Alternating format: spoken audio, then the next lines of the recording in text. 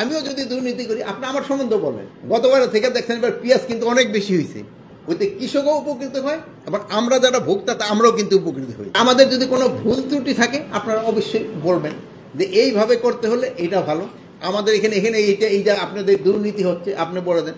আমিও যদি দুর্নীতি করি আপনি আমার সম্বন্ধে বলেন, যেহেতু আমি প্রায় এখানে 10 মাসের উপরে, বলে আপনি কোনো কিছু করতে পারেন নাই, বলেন যে এই তো কোনো সাকসেস নাই। এর আমার যদি কোনো ড্রব্যাক থাকে যেন আমি চেষ্টা করতে পারি, কারো যদি কোনো বলে দেন তো আমরা ভুলটা রেকটিফাই করব।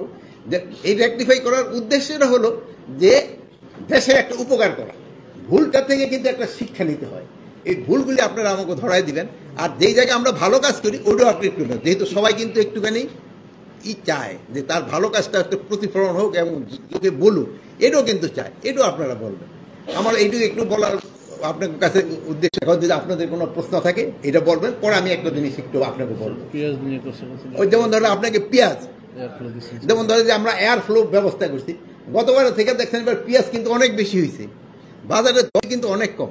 আপনি যদি দেখেন গতবারের থেকে এবার সবজির দামও যদি দেখেন অন্যান্য বারের থেকে কিন্তু এবার একটু কম আছে না মার্কেটে।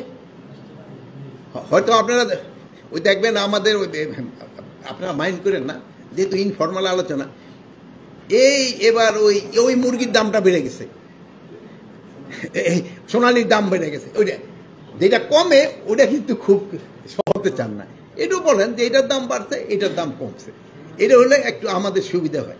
কালীন থেকে গ্রীষ্মকালীন সবজি আসতে প্রায় 1 মাসের মতো একটা পিরিয়ড যায়, এটার কি বলে লিন পিরিয়ড।